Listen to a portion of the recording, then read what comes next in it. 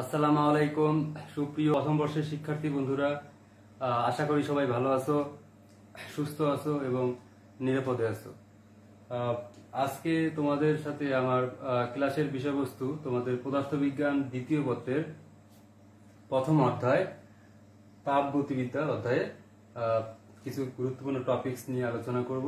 তার মধ্যে তাপমাত্রা, এদের মধ্যে সম্পর্ক, এদের মধ্যে পার্থক্য, তাপমাত্রার বিভিন্ন স্কেলের মধ্যে সম্পর্ক এবং কিছু ছোট ছোট গাণিতিক সমস্যা এবং তার সমাধান। তো প্রথমে যদি আমরা আসি তাপ কি, তাপ হচ্ছে এক প্রকার শক্তি যা ঠান্ডা বা গরমের অনুভূতি জন্মায়। তাপ হচ্ছে এক প্রকার শক্তি যা ঠান্ডা বা গরমের অনুভূতি জন্মায়। ঠিক আছে, তো তোমরা অনেকেই হচ্ছে এই তাপমাত্রায়, তারপরে হচ্ছে তাপমাত্রার বিভিন্ন স্কেলের মধ্যে সম্পর্ক, এগুলা এসএসসি তে পড়ে এসছো এবং তোমরা অনেকেই জানো। আর আমি অনলি অল্প অল্প অল্প করে বলে দেবো, যেহেতু তোমাদের তাপ কি তাপমাত্রা কি যদি এগুলি পরীক্ষায় আসে তাহলে তোমাদের ক নাম্বার জ্ঞানমূলক প্রশ্নে আসবে। তো আমি অল্প করে বলে দেবো, যেহেতু আমাদের সময় অনেক কম থাকে। তোমরা বইয়ে একটু ডিটেলস দেখে নিবে, তারপরে যদি কোনো জিজ্ঞাসা থাকে তাহলে আমাকে অবশ্যই জিজ্ঞাসা করবে। যেহেতু সরাসরি আমাদের জিজ্ঞাসা করার কোনো উপায় নাই, তোমরা হচ্ছে এই ভিডিওর কমেন্ট বক্সে আমাকে কোনো জিজ্ঞাসা থাকলে তোমরা করতে পারো। তো আমরা আবারও বলতেছি, তাপ হচ্ছে এক প্রকার শক্তি যা ঠান্ডা বা গরমের অনুভূতি জন্মাবে। ঠিক আছে, এইভাবে লিখলেই আমরা হচ্ছে ক নম্বরের আনসারটা হয়ে যাবে। এরপরে যদি আমরা এমসিকিউ এর জন্য পড়ি আর একটু ডিটেলস পড়ি, তাহলে তাপকে প্রকাশ করা হচ্ছে যে প্রতীক দ্বারা প্রকাশ করা হয়, সেই প্রতীক হচ্ছে সচরাচর আমরা কিউ দিয়ে প্রকাশ করি। তাপকে কিউ দিয়ে প্রকাশ করি। তাপের একক আমরা হচ্ছে জানি জুল। তাপের একক হচ্ছে জুল। ঠিক আছে, তাহলে আমরা কি শিখলাম? তাপের প্রতীক, তাপের একক। এরপরে আমরা জানবো তাপের মাত্রা। তাপের মাত্রা হচ্ছে কাজের মাত্রার মতো। কাজের মাত্রা তোমরা হয়তো অনেকের মনে পড়ে গেছে, কাজের মাত্রা কেমন? ml স্কয়ার টি ইনভার্স 2। এটি হচ্ছে তাপের মাত্রা। হ্যাঁ, আর এটাই কিন্তু আবার শক্তির মাত্রা, কারণ আমরা প্রথমে দেখো বলে ফেলছি তাপ হচ্ছে এক প্রকার শক্তি। তাহলে যেহেতু তাপ শক্তি, তো শক্তির মাত্রা যা, তাপের মাত্রা তা, এবং কাজ হচ্ছে এক প্রকার শক্তি। ঠিক আছে, তিনজন কিন্তু রিলেটেড। এরপরে আমরা জানবো যে তাপমাত্রা কি। তাপমাত্রা হচ্ছে বস্তুর তাপীয় অবস্থা, যা নির্ধারণ করে দুটি বস্তু তাপীয় সংস্পর্শে আসলে বস্তুটি তাপ হারাবে না ছেড়ে দেবে, গ্রহণ করবে না ছেড়ে দেবে।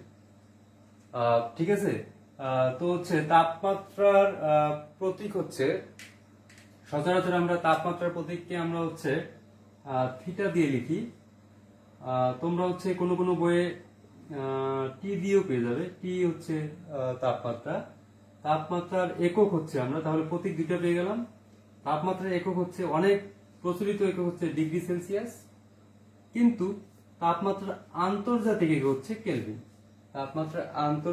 হচ্ছে কেলভিন। ঠিক আছে, তাহলে আমরা শিখলাম তাপ কি, তাপমাত্রা কি, তাপ ও তাপমাত্রার মধ্যে পার্থক্য। তো তোমরা পার্থক্য লিখলে 3টা বা 4টা পার্থক্য দিলেই হয়ে যাবে। তো প্রথমে তোমরা তাপ কি তাপমাত্রা কি এটা লিখে ফেলবা। এরপরে দিতে পারবা যে তাপমাত্রা হচ্ছে তাপের ফল, আর তাপ হচ্ছে তাপমাত্রার কারণ।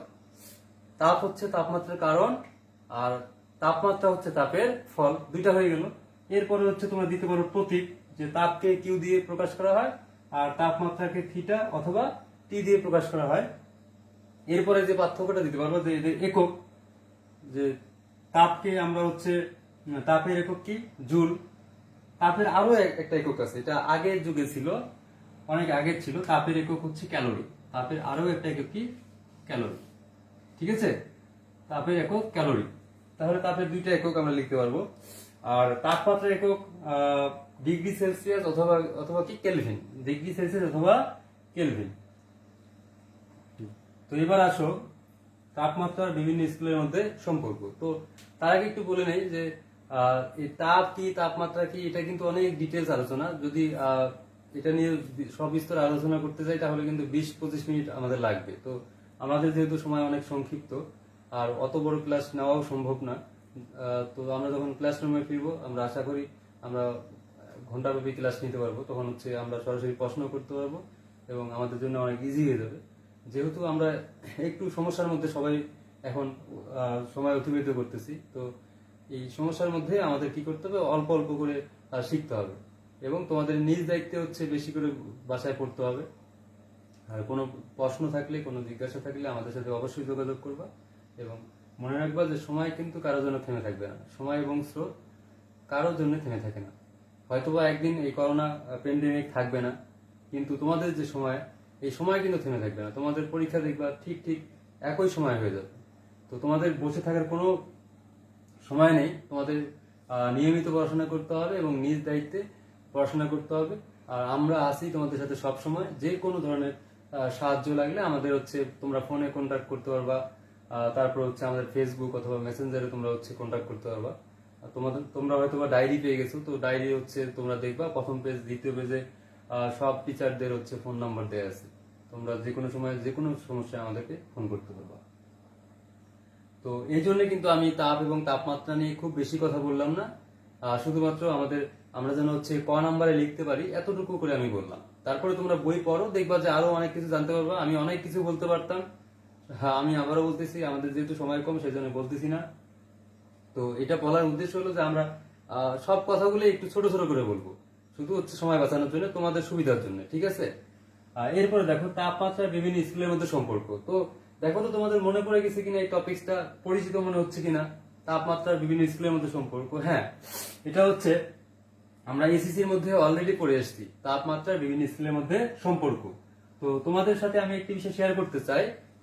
যেহেতু আমরা সৃজনশীল পড়াশোনা করি এবং সৃজনশীল পদ্ধতিতে আমাদের কি প্রশ্নের উত্তর করতে হবে, তো আমাদের কিন্তু মেন টার্গেটটাই হচ্ছে, মেন চিন্তা ভাবনাটি হলো যে আমরা খুব অল্প সময়ে যেন সৃজনশীলের জন্য রেডি হয়ে যায়। আর যেহেতু তোমরা জানো যে আমাদের পদার্থবিজ্ঞানের সিলেবাস অনেক বড় এবং সময় অনেক কম, তাহলে আর আমরা তো ঘরে বসে আছি, সবাই মুভ করতে পারতেছি না, ক্লাসরুমে সরাসরি ক্লাস করতে পারতেছি না।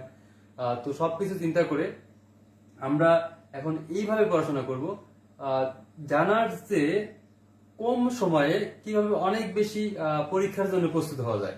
আমরা নিজে নিজে বাসায় পড়ে পড়ে শিখবো, কারণ না শিখলে তো আমরা হচ্ছে পরীক্ষা লিখতে পারবো না। তারপরেও আমাদের মেইন ফোকাস থাকবে যে আমরা ওই পড়াগুলোই সবচেয়ে বেশি করে পড়বো, ওই টপিকস গুলো বেশি আলোচনা করব, যেন হচ্ছে আমরা সরাসরি সেগুলো কোথায় অ্যাপ্লাই করতে পারি, সৃজনশীল প্রশ্নে অ্যাপ্লাই করতে পারি, বা আমাদের ওই পড়াগুলো কোথায় আসে, সৃজনশীল প্রশ্নে আমাদের কমন আসে।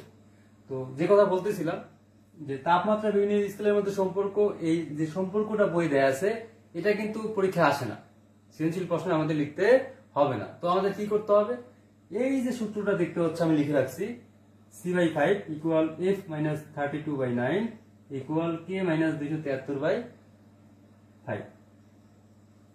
ঠিক আছে, এটা হচ্ছে c মানে সেলসিয়াস, f মানে হচ্ছে ফারেনহাইট এবং k হচ্ছে কেলভিন। তাহলে সেলসিয়াস, ফারেনহাইট এবং কেলভিন স্কেলের মধ্যে সম্পর্ক।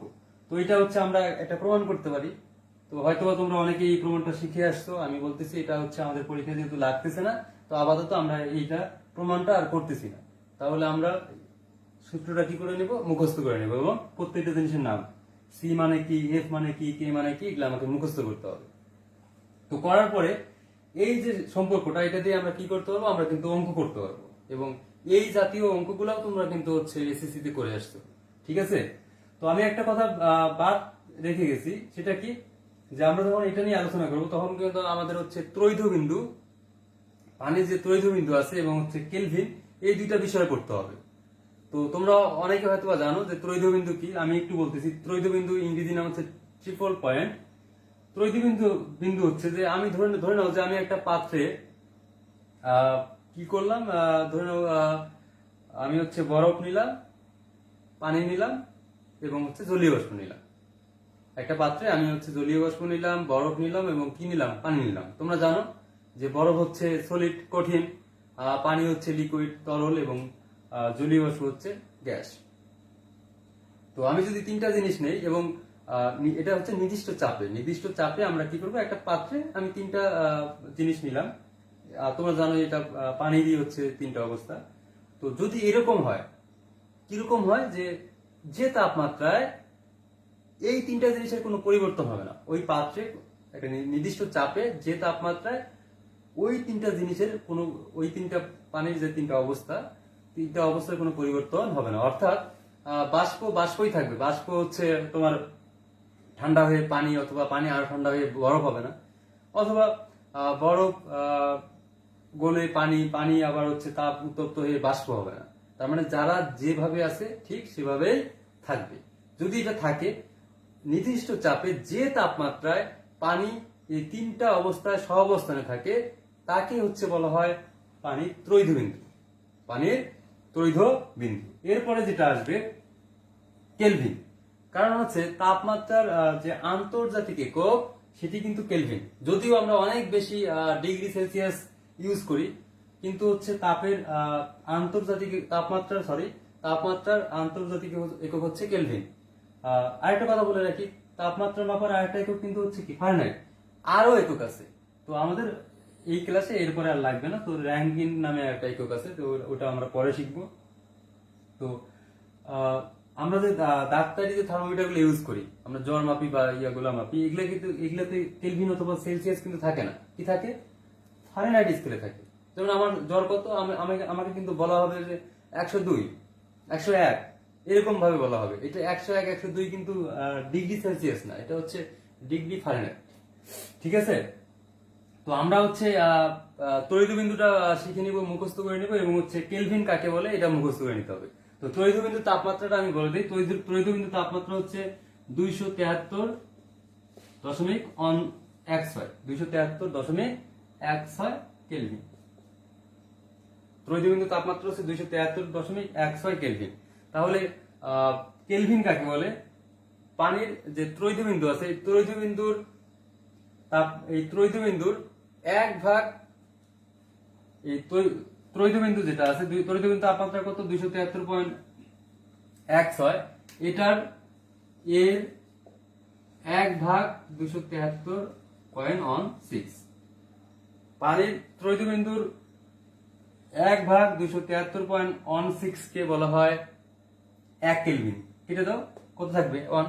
এটাকে বলা হয় 1 কেলভিন। তোমরা কিভাবে বলবা যে তড়িৎ বিন্দুর তাপমাত্রার এক ভাগ 273.16 কে 1 কেলভিন বলা হয়। তাহলে এগুলা কিন্তু সবই হচ্ছে জ্ঞানমূলক। ক নাম্বারের জন্য কেলভিন কাকে বলে, তড়িৎ বিন্দু কাকে বলে, তাপ কাকে বলে, তাপমাত্রা কাকে বলে। আমরা কিন্তু খ নম্বরের জন্য তাপ এবং তাপমাত্রার মধ্যে পার্থক্য যেটা আমরা পড়ে ফেলছি, কিন্তু যে প্রথমে সংজ্ঞা লিখে দিবা, তারপরে বলে দিবা তাপ হচ্ছে তাপমাত্রার কারণ, তাপমাত্রা হচ্ছে তাপের ফল, তাপের প্রতীক লিখে দিবা, তাপমাত্রা প্রতীক লিখে দিবা, তাপের একক লিখে দিবা, তাপমাত্রা একক লিখে দিলেই এনাফ।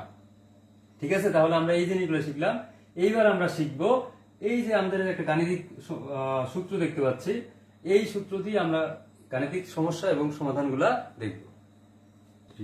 তো দেখো, এখানে একটা সমস্যা লিখে রাখছি আমি। একজন লোকের গায়ের তাপমাত্রা 37.2 ডিগ্রি সেলসিয়াস। হ্যাঁ, ফারেনহাইট স্কেলে এটি কত? খেয়াল করে দেখো তো, একজন লোকের গায়ের তাপমাত্রা 37.2 ডিগ্রি সেলসিয়াস। তাহলে এটা কোন স্কেলে এই তাপমাত্রাটা দেয়া আছে? তো আশা করি তোমরা বুঝতে পেরেছো, এখানে কি ডিগ্রি সেলসিয়াস, অর্থাৎ সেলসিয়াস স্কেলে এই তাপমাত্রা দেয়া আছে।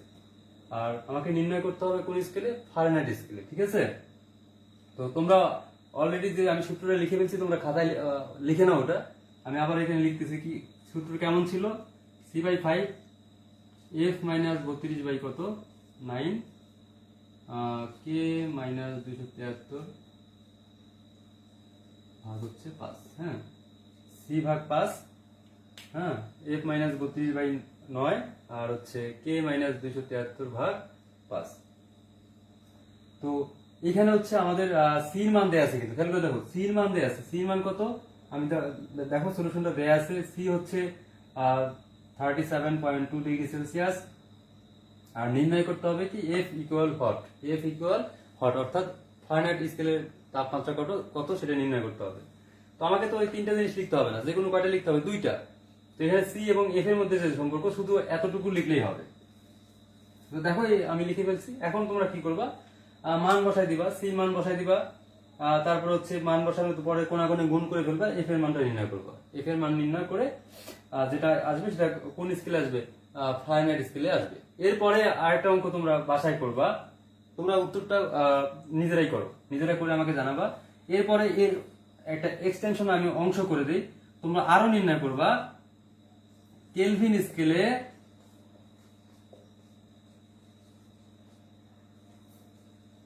তাপমাত্রা কত হবে।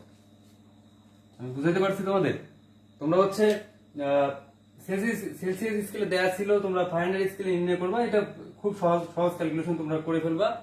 না পারলে অবশ্যই অবশ্যই আমাকে জানাবা। আর কেলভিন স্কেলে এটা কেমন হবে আবার নতুন করে সূত্র করে আবার হচ্ছে করে ফেলবা। ঠিক আছে? তো আজকে আমাদের ক্লাস এই পর্যন্তই। এর পরের দিন আমরা হচ্ছে নতুন একটা টপিক নিয়ে আলোচনা করব। তোমরা হচ্ছে এগুলা হচ্ছে লিখে ফেলো, ভিডিওটা দেখার পরে হচ্ছে তোমরা খাতায় লিখে ফেলো। খাতায় লিখে আজকেই ভিডিওটা দেখার পরেই তোমরা হচ্ছে যে কথাগুলো আমি আলোচনা করলাম আজকেই তোমরা আত্মস্থ করে নিবে। সূত্র যারা এখনো ভালো করে জানো না মুখস্থ করে এবং ওগুলা করবে। তো সুস্থ থাকো, ভালো থাকো, ধন্যবাদ সবাইকে।